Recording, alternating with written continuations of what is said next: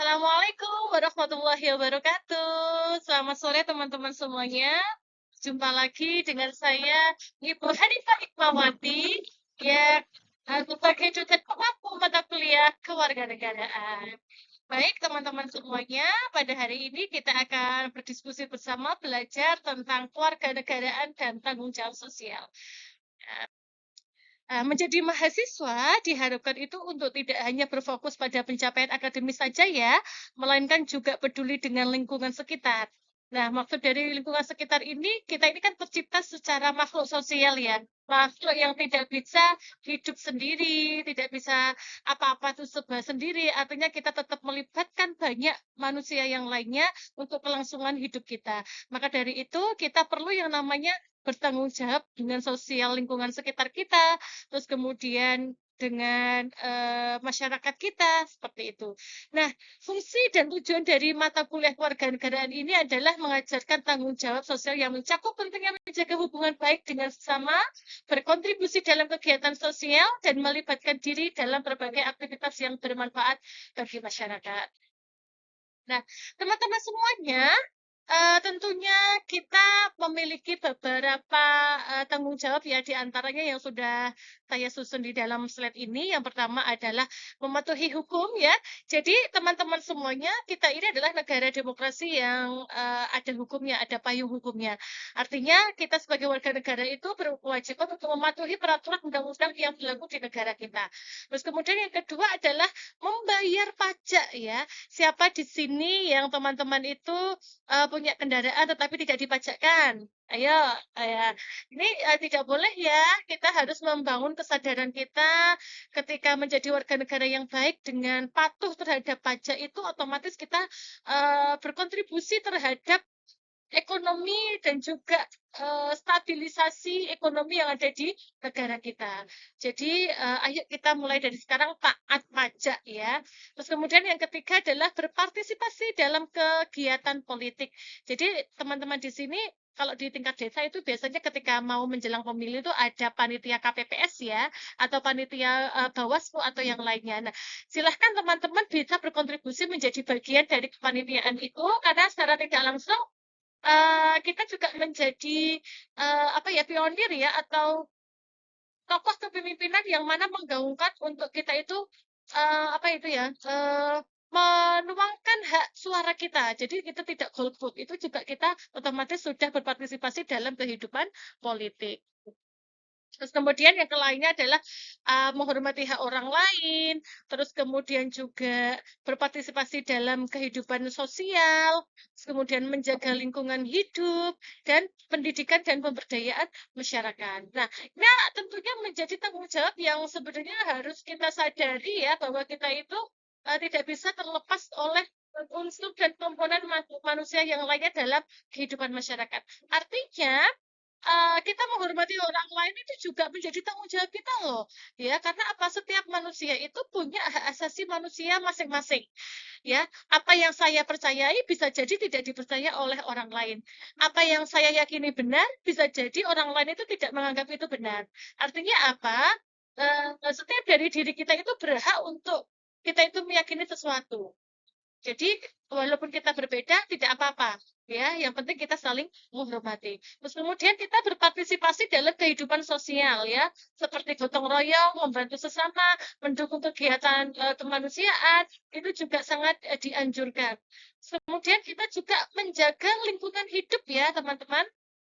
Jadi, bagaimana kita itu merubah mindset ya, ini yang agak sulit ya, karena di negara kita, di dalam kehidupan kita, itu kita punya kebiasaan yang kurang baik nih. Apa sih kebiasaan itu? Biasanya kita itu kalau punya sampah itu dibuang sembarangan ya, itu jangan sampai lagi kita seperti itu teman-teman. Ya karena apa? Membuang sampah sembarangan itu akan memunculkan banyak mudarat ya, atau banyak, apa itu, keburukan. Di antaranya adalah munculnya banjir, kemudian tanah longsor dan sebagainya. Nah, antisipasinya apa? Kita harus menyadari sekecil apapun sampah yang kita keluarkan, kita kalau tidak menemukan, apa itu, tong sampah, kita kantongi dulu ya teman-teman ya. Setelah itu, baru kalau kita, menemukan tempat sampah, sampah yang tadi kita simpan, kita buang ke tempat sampah. Itu ya teman-teman. Terus kemudian menjaga lingkungan tadi yang sudah saya sampaikan, terus kemudian pendidikan dan pemberdayaan masyarakat. Jadi silahkan kalau kita mau mengabdi di masyarakat itu juga penting sekali. Nah, kemudian selanjutnya adalah berperan aktif dalam organisasi kemahasiswaan. Jadi, menjadi mahasiswa itu jangan hanya kura-kura dan kupu-kupu, kuliah rapat, kupu-kupu, kuliah pulang. Jadi, ayo kita ikut organisasi kemahasiswaan ya. Menjadi aktivis itu juga penting ya, tetapi kita semuanya penting juga untuk manajemen waktu. Artinya, waktu yang kita miliki itu kita bagi untuk mengabdi, untuk belajar, untuk mengerjakan tugas, untuk membantu orang tua, dan lainnya. Kemudian menyebarkan informasi yang positif. Jadi kalau ada berita-berita yang negatif atau konten-konten yang bisa apa itu ya menggiring arus itu wajib kita cross check dulu kebenarannya. Terus kemudian terlibat dalam kegiatan sosial ya. Tadi yang sudah saya sampaikan ada banyak sekali di lingkungan masyarakat itu kita juga perlu yang namanya sosialisasi. Kemudian semua langkah-langkah tadi yang sudah saya sampaikan, teman-teman, yang mencakup tanggung jawab sosial tadi, bila mana kita wujudkan, itu nanti akan menciptakan kesatuan dan persatuan bangsa. Nah, persatuan itu tentunya adalah keadaan di mana berbagai elemen dalam masyarakat, termasuk suku, agama, ras, dan budaya itu bisa bersatu sebagai satu kesatuan yang utuh ya. Karena apa? Indonesia itu bukan hanya milik satu agama saja loh. Ya, tetapi milik semua agama, bahkan milik semua kepercayaan dan keyakinan. Artinya apa? Negara kita itu menjamin keselamatan bagi pemeluknya.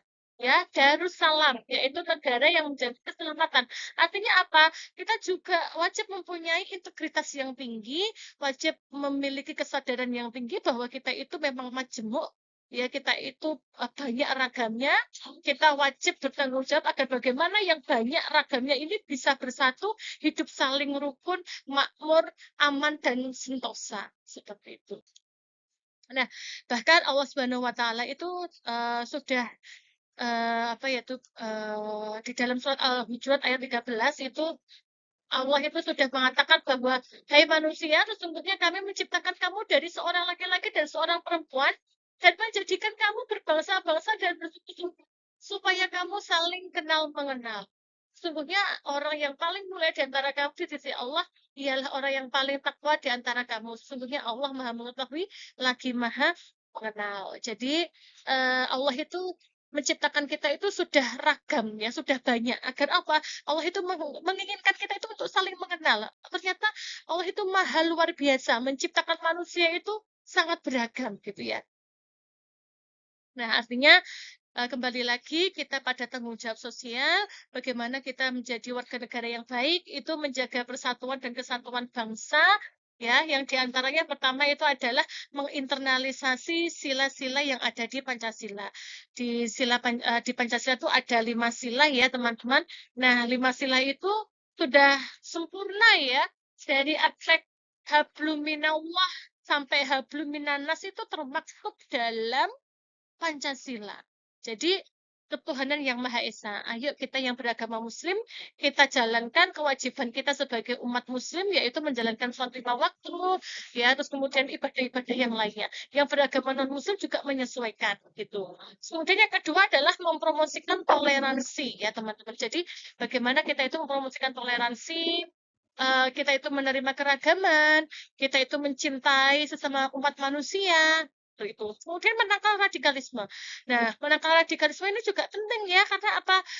Masih sangat banyak sekali keyakinan-keyakinan itu yang ekstrim ya, yang mana itu menganggap bahwa kalau bukan golonganku berarti kamu tuh salah, kamu itu tidak benar, dan kamu nantinya akan masuk neraka dan sebagainya. Nah, ini hati-hati dengan pemahaman seperti itu.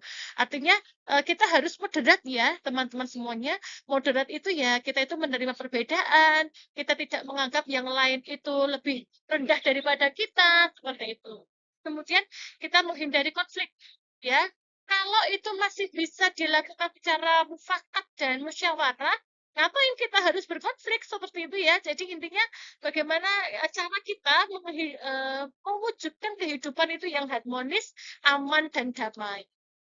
Kemudian menggunakan dan merawat kebudayaan lokal. Jadi mencakup tentang adat dan tradisi yang ada di lingkungan kita. Jadi Menjaga local wisdom itu penting ya, teman-teman, karena apa? Menjaga local wisdom itu sebagai senjata. Senjata kita itu menangkal globalisasi, radikalisme, selagi budaya ini masih kita rawat, kita jaga, insya Allah kita tidak akan kehilangan jati diri kita. Kemudian kita juga berperan dalam pembangunan masyarakat. Nah, selain itu, yang paling penting dari esensi mata kuliah kita hari ini, yaitu 4 pilar kebangsaan. Apa saja sih 4 pilar itu? Jadi yang pertama itu adalah teguh terhadap Pancasila sebagai ideologi bangsa kita. Yang kedua yaitu Undang-Undang Dasar 1945. Dan yang ketiga itu adalah Negara Kesatuan Republik Indonesia atau NKRI. Dan yang keempat itu adalah Bhinneka Tunggal Ika. Artinya apa? Kita menerima semua perbedaan, semua keragaman, ya itu menjadi pelangi yang indah. Karena apa? Pelangi itu indah tidak karena satu warna, melainkan ada banyak warna. Itulah Indonesia. Ada banyak warna yang menjadikan citra kita itu, citra negara kita itu indah. Ya. Oke teman-teman, mungkin itu saja dari saya. Terima kasih. Ayo kita menjadi warga negara yang baik, yang menjunjung tinggi toleransi, dan mencintai sesama manusia. Terima kasih, sampai jumpa lagi. Assalamualaikum warahmatullahi wabarakatuh.